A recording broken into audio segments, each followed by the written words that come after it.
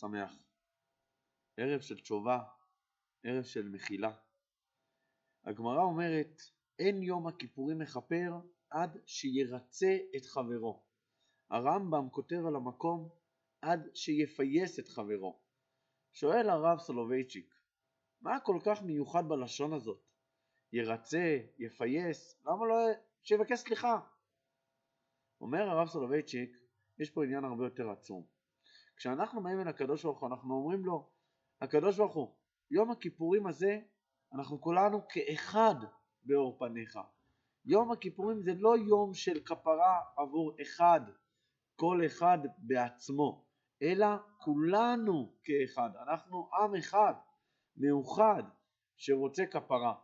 ולכן אנחנו נמצאים בסיטואציה שאם יש לי חבר שהוא לא שמח איתי, הוא לא מרגיש חבר שלי, הוא אולי סולח לי על מה שעשיתי, אבל הוא לא חבר שלי, אני צריך להתאמץ ולרצות את חברי.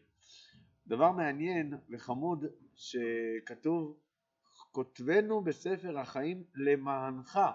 חבר שלי אמר לי משהו חמוד, למענך, זאת אומרת שאנחנו מבקשים שכל המעשים שלנו יהיו אל הקדוש ברוך הוא. ואולי אפשר גם לקחת פה משהו נוסף. כשאני מבקש סליחה, אולי עוד לפני החבר, ואהבת לרעך כמוך, אני צריך לבקש סליחה מעצמי. אני צריך קודם כל לשאול את עצמי, האם אני בשנה הזאת ניצלתי את כל האפשרויות העומדות בפניי להיות בגדר של למענך?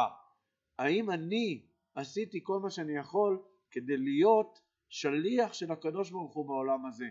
ואז אני מבקש סליחה מעצמי, מהחבר שלי, וביחד, כולנו כאחד, מבקשים סליחה ומחילה מאת הקדוש ברוך הוא. שנזכה שהימים האלה יהפכו אותנו לאנשים יותר טובים, אנשים יותר קרובים אל הקדוש ברוך הוא, אנשים שיותר מוכנים לקיים את המשימה למענך אלוקים חיים.